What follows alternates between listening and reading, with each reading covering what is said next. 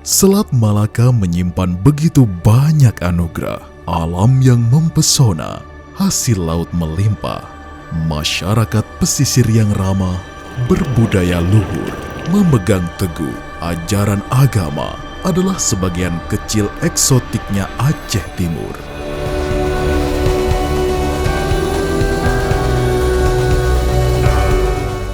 Kilau hamparan pasir bak tanah titipan surga, Pantai Pelangi Matang Raya seakan menjadi serpihan surga yang terselip di Selat Malaka.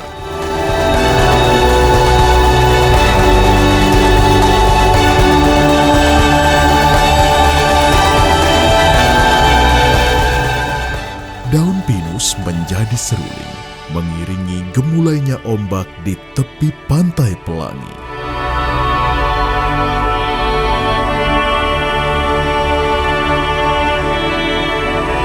Kehangatan keluarga seakan begitu cepat berlalu, melewati kebahagiaan bersama penuh suka, sembari menikmati segarnya air kelapa muda.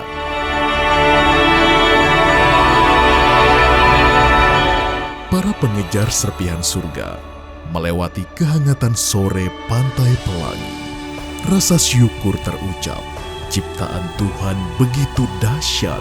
Pantai Pelangi Matang Raya adalah saksi serpihan surga yang tersembunyi di Selat Malaka. Dan itu ada di sini, Aceh Timur.